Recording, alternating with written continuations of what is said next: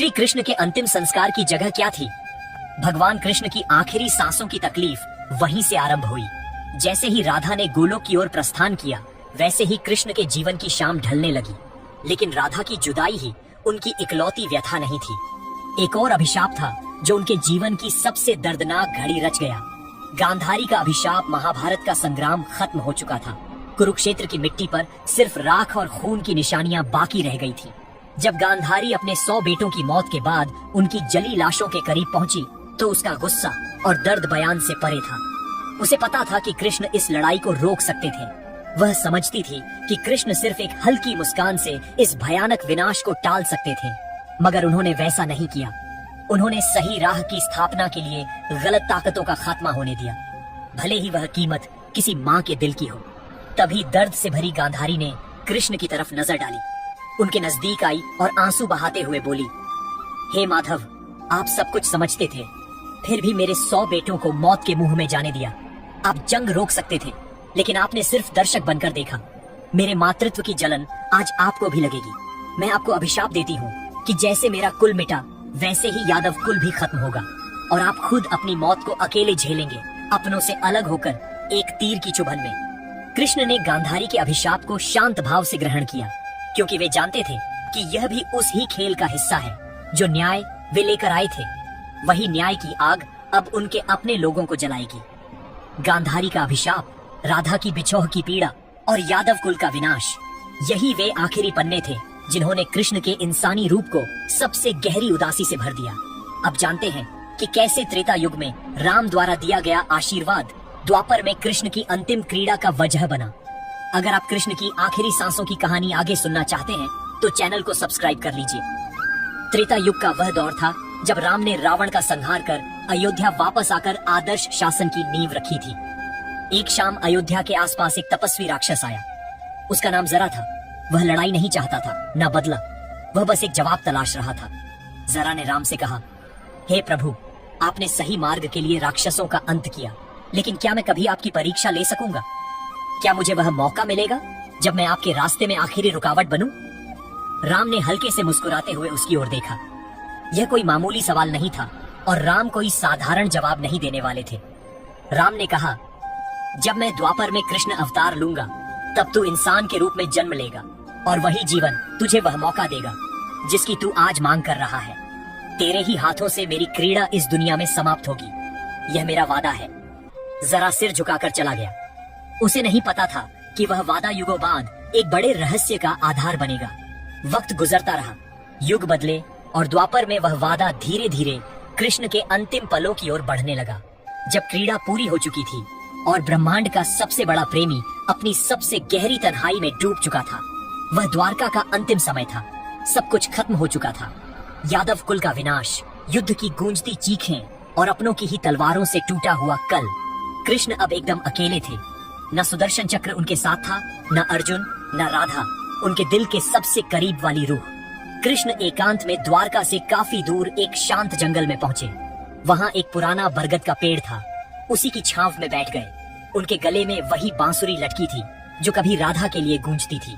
धीरे से आंखें बंद की और बांसुरी के स्वर हवा में फैलने लगे। स्वरों में दुख था, छटपटाहट थी और राधा के नाम की गुहार। उनकी उंगलियां थरथरा रही थीं, लेकिन धुन राधा की ही थी। बहुत दूर गोलोक में राधा बैठी थी। परमधाम की ऊंची सीढ़ियों पर जैसे ही उस बांसुरी की आवाज वहां पहुंची, राधा की आंखों से आंसुओं की धारा बहने लगी। उन्होंने देखा कि कृष्ण अकेले हैं। प्रेम की वह अलौकिक मूरत जिसने पूरे जगत को मोह से आजाद किया, आज खुद मोह के जाल में फंसी हुई है। राधा ने कांपती नजरों से कृष्ण की तरफ हाथ बढ़ाया, लेकिन वे उन्हें छू नहीं सकती थी। गोलोक की देवी, परम ब्रह्म की स्वरूपिणी राधा, जिसे सारा जगत पूजता है, आज कृष्ण के दर्द के आगे बेबस हो चुकी थी। प्रभु, अब बस करिए, राधा की रूह ने रोते हुए कहा। मुझे वापस आने दीजिए। मैं फिर से आपकी बांसुरी की धुन बनकर लौटूंगी। मैं फिर से वृंदावन की गलियों में बहूंगी, लेकिन यह तन्हाई मुझे सहन नहीं होती। लेकिन कृष्ण चुप थे। बांसुरी नहीं रुकी। बस स्वर धीमे हो गए, जैसे किसी नदी की आखिरी लहरें चट्टानों से टकराकर थक चुकी हों। आसमान सन्नाटे में डूबा था। धरती खामोश थी और समय उस पल से आगे बढ़ना जैसे भूल गया जब खुद ईश्वर थक गया। धीरे धीरे शाम उतर रही थी। बरगद का वह पेड़ जो सालों से सिर्फ एक गवाह था, आज कृष्ण की आखिरी सांसों का साक्षी बनने वाला था। उसकी जड़ों के पास वह शरीर बैठा था जिसने पूरे युग को संभाला, जिसके इशारे पर सही राह टिकी रही। आज वही शरीर कांप रहा था, अकेला, शांत और बिखरा हुआ। कृष्ण की आंखें बंद थीं, लेकिन मन में तूफान मचा था। एक जीवन जिसमें कभी आराम नहीं मिला। मैं पैदा हुआ तो माँ की गोद भी पूरी तरह नसीब नहीं हुई। देवकी के गर्भ से जन्म लिया, लेकिन पहली बार आंख खोली तो चारों तरफ कैद खाने की दीवारें थीं। यशोदा माँ ने बड़ा किया, लेकिन जन्म देने वाली माँ को देखने तक का मौका नहीं मिला। माँ के छूने की चाह, बचपन की मासूम मुस्कान कभी जी न सका। जिस उम्र में बच्चे खेलते कूदते हैं, मैं दानवों से भिड़ा। फिर आया मोहब्बत, राधा, मेरा सबसे खूबसूरत, सबसे पाक सा अनुभव। लेकिन क्या मिला? न नाम के साथ जुड़ सकी, न जीवन भर साथ निभा सकी। मैंने चाहत की, लेकिन पूरी न कर सका। हर जन्म में उससे अलग होना तय था। क्या यही चाहत थी? मैं राधा को पीछे छोड़ आया, वृंदावन को पीछे छोड़ आया, और पीछे रह गया मेरा दिल, मेरा बचपन। बचपन से ही कंधों पर दुनिया, लड़ाई, न्याय, सही राह का बोझ था। कभी द्रौपदी के सम्मान की हिफाजत, कभी अर्जुन की घबराहट में डूबी सोच को जगाना। महाभारत लड़ा, लेकिन क्या हासिल किया? हर अपने को गंवा दिया। कर्ण, जो भाई था, मारा गया। भीष्म, जिनसे नियम सीखे, शरों की सेज पर छोड़ना पड़ा। द्रोण, जिनसे विद्या पाई, युद्ध में गिरा दिया। दादा परदादा, भाई बेटे, सबको मिटा दिया। मैंने सही राह बचाई, लेकिन अपना कुल न बचा सका। यादव कुल अपनों के हाथों, अपनों का खात्मा। मैंने सब कुछ खो दिया। आज न बलराम है, न सुदामा, न अर्जुन, न राधा, न वह वृंदावन। मेरे पास है तो सिर्फ एक बांसुरी, जिसे अब सुनने वाले कान नहीं बचे। अब जब बजाता हूँ तो हर धुन में राधा की याद दर्द बनकर लौटती है। आज मैं हार गया हूँ, हार गया हूँ। जगत को सिखाते सिखाते मोहब्बत की छोड़नी पड़ी। माँ मिली, दूर हो गई। भाई मिले, संग्राम में गंवा दिए। सत्ता मिली, लेकिन खुशी कभी ना आई। इतना सब झेलने के बाद भी आज मेरी आखिरी सांसें हैं, और मैं अकेला हूँ इस बरगद के नीचे, जहाँ कोई नहीं सिवाय मेरी टूटी बांसुरी के। शायद अब यही सही है। शायद अब राधा के पास वापस जाने का वक्त आ गया है। शायद अब मैं भी सुकून का हकदार हूँ। धीरे से कृष्ण बांसुरी को होठों से अलग करते हैं और दोनों हाथों से उसे दबाते हैं। एक हिस्सा बांसुरी का टूट जाता है। राधा की याद कृष्ण की रूह के साथ टूटकर उस बरगद के नीचे कहीं गुम हो जाती है। अब बस एक गहरा सन्नाटा है, जैसे खुद वक्त रुक गया हो। बरगद के पेड़ के नीचे कृष्ण जमीन पर लेटे हुए थे, नजरें आकाश की ओर थी। बांसुरी अब भी उनके होठों से चिपकी थी, लेकिन अब कोई धुन नहीं निकल रही थी। तन थक चुका था, मन खाली हो गया था। तभी दूर जंगल में शिकारी जरा अपने शिकार की खोज में घूम रहा था। उसकी नजर कृष्ण के पैरों पर पड़ी। पीले वस्त्र की चमक और पैर का अंगूठा दूर से देखकर उसे लगा कि कोई मृग झाड़ियों में छिपा है। जरा ने बिना सोचे धनुष उठाया, तीर लगाया और छोड़ दिया। तीर हवा काटता हुआ सीधा कृष्ण के पैर में जाकर लगा। प्रभु, मुझसे भारी गलती हो गई, मैं दोषी हूँ, जरा ने कहा। कृष्ण ने थकी आवाज में कहा, उठो जरा, तुमने अपना काम किया है। ये वही पल था जब मुझे अपना तन छोड़ना था। ये तुम्हारा नहीं, मेरे कर्मों का नतीजा था। तुम सिर्फ माध्यम बने। जरा बिलक बिलक कर रोने लगा। कृष्ण ने आंखें बंद की। मैंने जन्म लिया, अपने कुल को मिटते देखा, सही राह के लिए अपनों को गंवाया।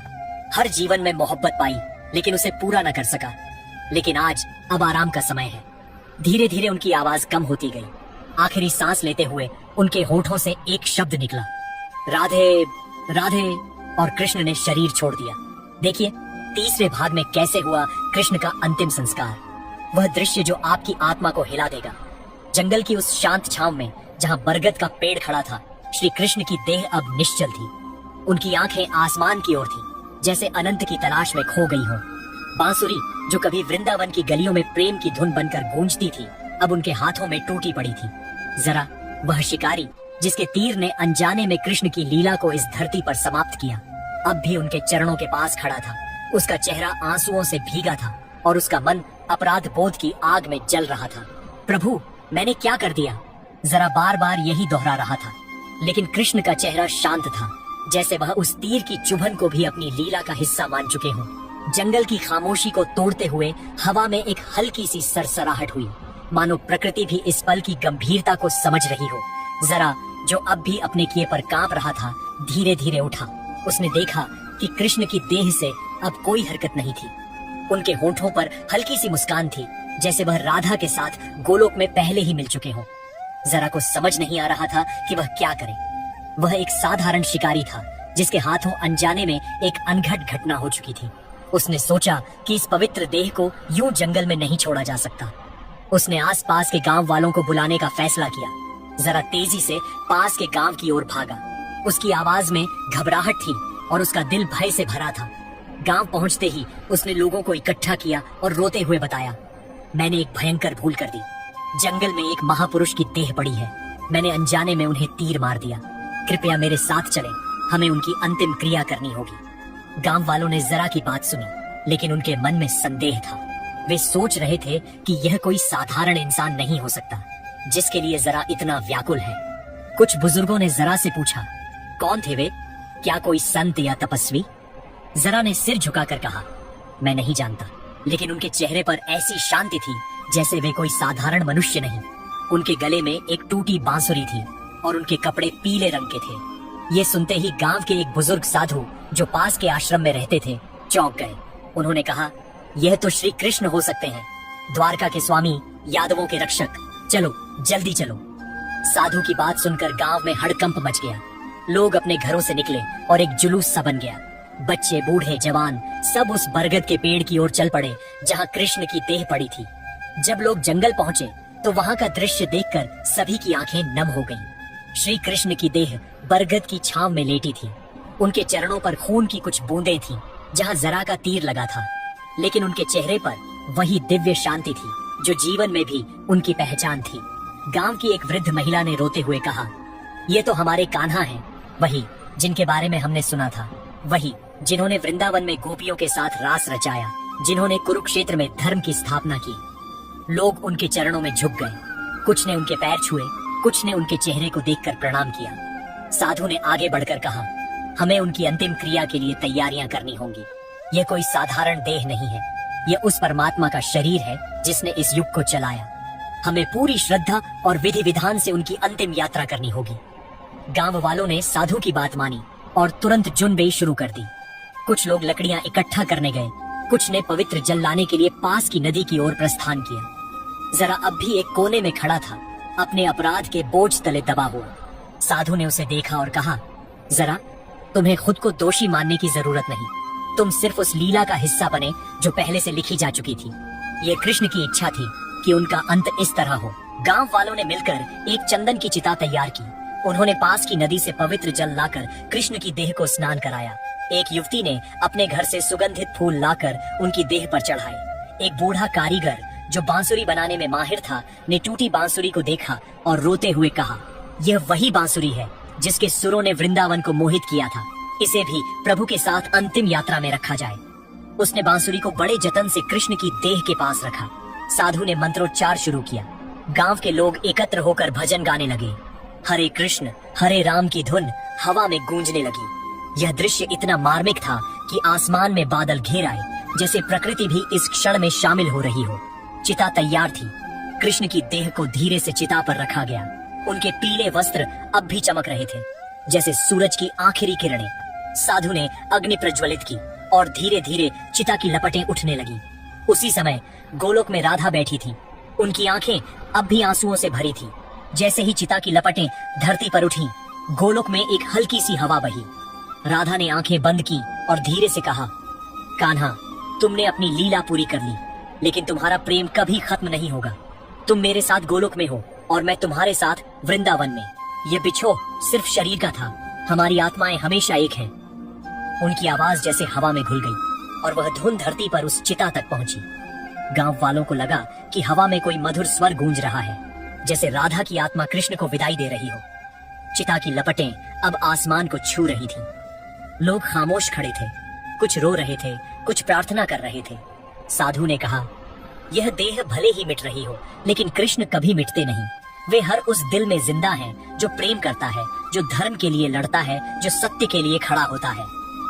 जरा जो अब तक चुप था धीरे से बोला, मैंने उन्हें तीर मारा, लेकिन आज मुझे लगता है कि मैंने उन्हें मुक्ति दी। साधु ने उसकी पीठ थपथपाई और कहा, हाँ, जरा तुमने उनकी लीला को पूरा किया। जैसे जैसे चिता की राख ठंडी होने लगी, लोग धीरे धीरे अपने घरों की ओर लौटने लगे, लेकिन उनके मन में एक गहरी शांति थी। उन्हें लगा कि उन्होंने उस परमात्मा की अंतिम यात्रा में हिस्सा लिया जिसने उनके लिए अनगिनत बलिदान दिए। बरगद का पेड़ अब भी खड़ा था, जैसे वह इस पवित्र घटना का साक्षी बनकर हमेशा वहां रहेगा। श्री कृष्ण की कहानी यहीं खत्म नहीं होती। उनकी लीला, उनका प्रेम, उनकी बांसुरी के स्वर आज भी हर उस आत्मा में गूंजते हैं जो प्रेम और सत्य की राह पर चलती है। द्वारका का वह राजा, वृंदावन का वह ग्वाला और कुरुक्षेत्र का वह सारथी आज भी हमारे बीच है, हमारे भजनों में, हमारी कहानियों में, हमारे दिलों में। अब इस कहानी को और गहराई से समझने के लिए अपने विचार हमारे साथ साझा करें। नीचे कमेंट करें और बताएं कि श्री कृष्ण की यह अंतिम यात्रा आपको कैसी लगी।